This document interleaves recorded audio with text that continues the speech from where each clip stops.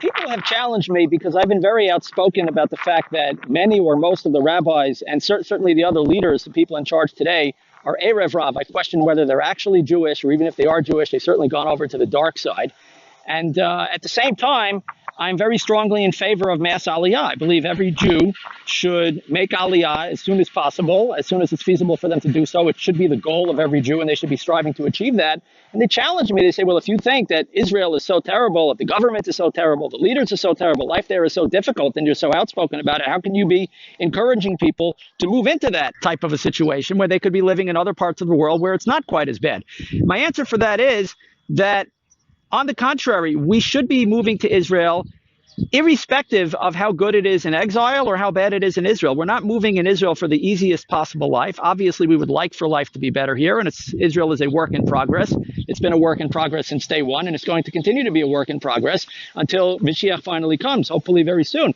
But that's part of our avoda, is coming to Israel and being part of making it a better place to live for everybody, to dealing with the challenges, being moser nefesh to live in Israel. And that's part of the test and the challenge. When life in exile seems a little bit easier and more pleasant, and life in Israel seems more difficult, you still want to come to Israel. That shows that you really mean business. That shows that you're serious and you're coming for the right reasons. If Israel was the easiest and most prosperous place in the world to live, and everybody naturally wanted to live in Israel because it was the best deal in town, it wouldn't mean anything for people to come.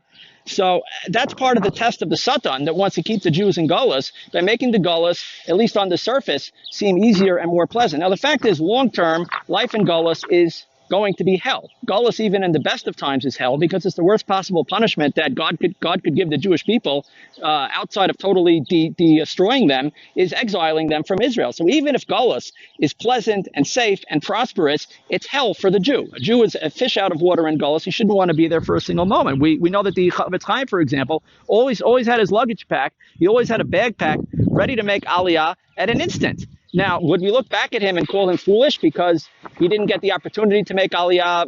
Mashiach didn't come in his lifetime. So would we say that he was foolish for looking forward to making Aliyah at the earliest possible time? He should have lived the best possible life in galus. But no, of course the Chavetz Chaim had the proper attitude. He was ready to come. He wanted to come. He didn't want to stay in galus. He was forced to stay there because that's the way it was. He wasn't able to come, but he made the best possible life at the time, but he didn't want to be there. His goal and his radar was always focused on making Aliyah, even though certainly at the time Israel was far from perfect. It was in the hands of the British at the time. The British are no better than the Erev Rav. So just as it was virtuous to make Aliyah, even when the Turks were running Israel and the British were running Israel, so now you have Erev Rav. You have bad Jews who've gone over to the dark side running Israel. What difference does it make? So we have to come to Israel anyway and be part of the redemption process and make it better. The Jews who are living in galus are going to die not al Kiddush Hashem, they die al Chilul Hashem, because there's no Jewish value in living in galus. It's very nice that they can do mitzvahs and study Torah, and that's all beautiful, but there's no actual Torah value for a Jew to be in galus. It's meaningless. If Jews are in Brooklyn or they're not in Brooklyn, if there were no Jews in Brooklyn and they lived elsewhere, it wouldn't mean anything. But if there were no Jews in Israel,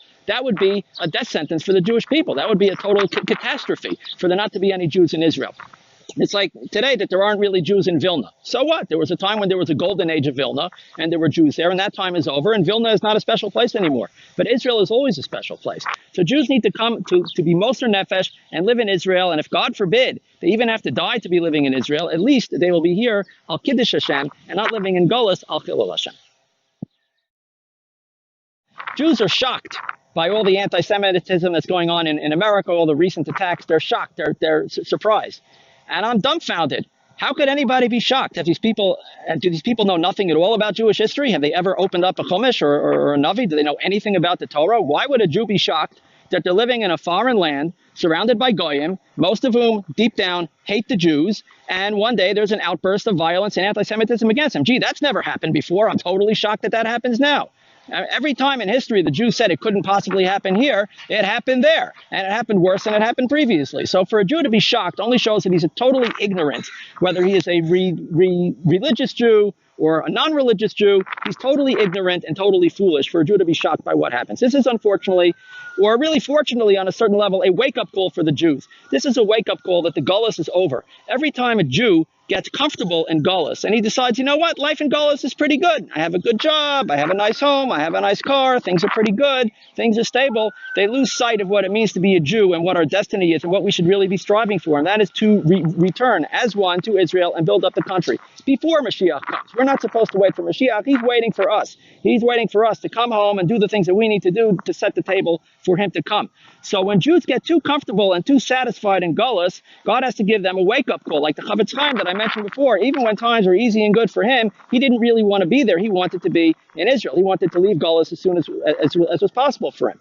So when Jews don't get that message when times are good, God has no choice but to make the galus a little bit bad. So he makes it a little bit bad, and most Jews still continue not to get the wake-up call. They poo-poo it. They say, it was just a lone wolf, a random incident. The Goyim will take care of us. The police are investigating it as a possible hate crime. They'll take care of us, right? So they still don't get the message. So God has to make the galus worse until God makes the galus absolute hell, until the Jews are totally sick of the galus. And even then, historically speaking, most Jews continued to prefer to remain in galus, even when galus turned into absolute hell. And those Jews don't make it. Those Jews die in galus, unfortunately. Like 80% of the Jews didn't leave Egypt because they didn't want to go. They just flat out did not want to leave Egypt. They were slaves. Life was awful for them, but they didn't want to leave. It's the same thing today. The galus is getting worse and worse and worse to wake up the Jews that it's time to leave. The galus is over. The Chilul Hashem is that the Jews are choosing and wanting to stay in galus.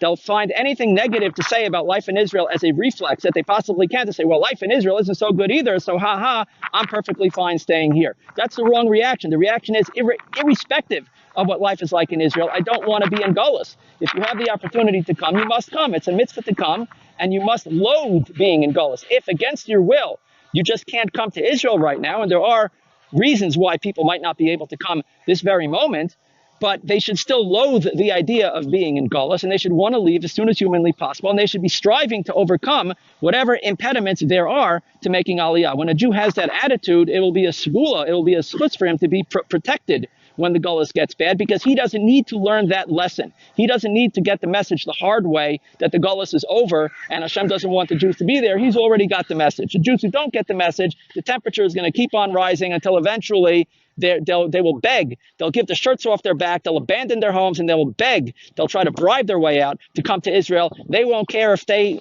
have to live in a tent in the Negev. They'll desperately want to come to Israel. If that's the way it has to be, then that's the way it'll be. But hopefully it won't come to that point. The Jews should do tshuva. Real tshuva means wanting to come home and make Aliyah. And if life in Israel is not perfect, then come home and make it a little bit better. People have also challenged me, why don't I emphasize the positive reasons for making Aliyah? The main reasons for making Aliyah are not that we're running away from trouble, but we're running to come home. We're running to something. We're not running away from something. Why don't I emphasize the positive reasons? So the fact is that I emphasize all the reasons for making Aliyah, and I would prefer for Jews to make Aliyah for the right reasons. But you have to do what works. The fact is most of the Jews who want to live in Israel for the right reasons are already here, or they're planning on coming. So the ones who don't want to make Aliyah are the ones who will only make Aliyah for the not so right reasons, for reasons of fear and not for reasons of love. Those Jews need to get the harsh wake-up call. The Gemara says in Sanhedrin, I think Sadik Zayin Amud Beis, if I remember correctly, I saw it earlier today, says that in the days preceding Mashiach, God will send to the Jews a king that will make Zeros on the same level of cruelty as Haman, and that will bring the Jews to do tshuva. So why doesn't God take an easier approach? The fact is, if you open up a Navi, right, the Nevi'im are always urging the Jews to do tshuva, and they generally don't emphasize the positive reasons for doing tshuva. They threaten them with all kinds of horrible punishments. Why don't they take a more positive approach? Do tshuva because you'll have a happier life, and you'll be closer to Hashem, and you'll get olam haba and all these blessings. They do that, but more often than not, they emphasize the negative reasons for doing tshuva. Do it out of fear. And the reason is, again, because you have to do what works. Some people, the people who are more idealistic and have their hearts in the right place, will do tshuva, whether tshuva for their sins or tshuva literally coming home to Israel, returning home, they'll do it for the right reasons. But the other ones, they have to have their arms twisted to do tshuva. So that's why we also have to talk about the negative reasons, not because those are the reasons we want to emphasize, but because that's the language that people will understand. People also accuse me of fear-mongering. I get a big laugh out of that. These are the same people who for the last year and a half have been fear-mongering everybody about the virus and masks, and they're afraid to be near anybody else. They're terrified of a virus. They're terrified of being in social contact with other people, right? These are the ultimate fear-mongers. I'm telling you, the Goyim are getting violent. It's only getting worse. You're living in a land that doesn't have Jewish values anymore, that is going totally off the rails, that is run by people who have no Jewish values whatsoever, who are totally against the Torah, and they hate the Jews with a vicious passion, and the whole social fabric is falling apart. This is real. This isn't fear-mongering. This is somebody who smells the smoke and sees the fire and pulls the fire alarm before other people see it. He's not fear-mongering. He's sounding a real alarm when there's real danger. So I'm not fear-mongering. The people that are telling everybody to take a vaccine, which isn't the vaccine, to poison themselves and poison their children and wear masks all day, those tend to be the same people that don't really want to make Aliyah so much. Those are the real fear-mongers. Those are the people that you shouldn't listen to. The people that you should listen to are the people who are straight thinkers who really see what's going on.